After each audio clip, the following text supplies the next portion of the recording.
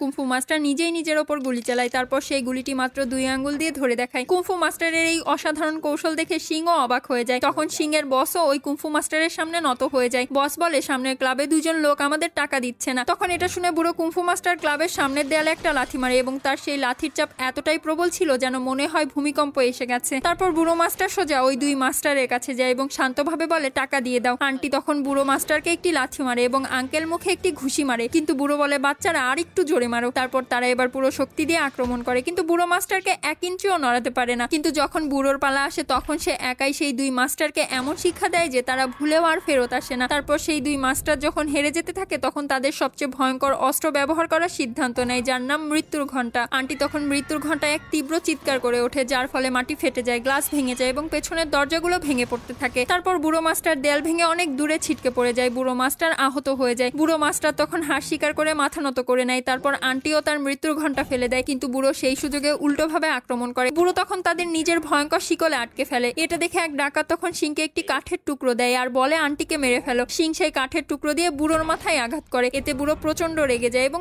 একেবারে পাগল প্রায় হয়ে যায়। বুড়ো মাস্টার শুধু একটি ঘুষিতেই সিংকে মাটিতে ফেলে দেয়। বুড়ো মাস্টার সিংকে ততক্ষণ পর্যন্ত মারতে থাকে যতক্ষণ পর্যন্ত সিং একেবারে মাটিতে দেবে না যায়। এই সুযোগে বুড়োর মনোযোগ যখন অন্যদিকে যায় তখন আঙ্কেল আর আন্টি আহত সিংকে নিয়ে সেখান থেকে পালিয়ে যায় আর সিংকে একটি মন্দিরে নিয়ে যায়। কিন্তু তারা বুঝতে পারে যে সিং এখন যে কোনো সময় মারা যেতে পারে, কিন্তু তারা জানে না যে সিং একজন অমর যোদ্ধা যে 1000 বছরেও একবার জন্মায়। তারপর সিং এর ক্ষতগুলো অদ্ভুত দ্রুততায় সেরে যেতে থাকে এবং কয়েক ঘন্টার মধ্যেই সিং পুরোপুরি সুস্থ হয়ে ওঠে। কিন্তু এদিকে এক্স গ্যাং সিং এর পিছু নিয়ে সেই মন্দিরে এসে পৌঁছায়। বুড়ো মাস্টার যখন তাদের রুম পর্যন্ত চলে আসে তখন সিং সেই জায়গা ছেড়ে বেরিয়ে যায়। এবার সিং নিজের সমস্ত শক্তি সম্পর্কে জানতে পারে, তাই ভয় না পেয়ে সিং আত্মবিশ্বাসের সঙ্গে ঘর থেকে বেরিয়ে আসে। এবার পুরো এক্স গ্যাং মিলে সিং এর ওপর আক্রমণ করে, কিন্তু তারা বুঝতে পারে না যে এটা সেই পুরনো দুর্বল সিং নয়। সিং শুধু হালকা একটা একটা করে লাথি মারে আর প্রতিপক্ষ গিয়ে সামনের দেয়ালে পোস্টারের মতো আটকে যায়। অবশেষে সিং সবাইকে পরাজিত করতে করতে মাস্টারের কাছে গিয়ে পৌঁছায়। সিং তখন বুড়ো মাস্টারকে কয়েকটা লাথি এবং ঘুষি মেরে তাকে মাটিতে ফেলে দেয়, কিন্তু এবার বুড়ো মাস্টার আর সিং এর শক্তির সামনে টিকতে পারে না। তাই বুড়ো মাস্টার ঠিক করে সে নিজের সবচেয়ে ভয়ঙ্কর চালটি ব্যবহার করবে। বুড়ো মাস্টার ব্যাঙের রূপ নিয়ে সিং এর ওপর এত জোরে হামলা চালায় যে সিং দেয়াল ভেঙে অনেক দূরে ছিটকে গিয়ে পড়ে। বুড়ো মাস্টার আবারও আঘাত করে এবং এবার সে সিংকে এমন ভাবে আছড়ে দেয় যে সিং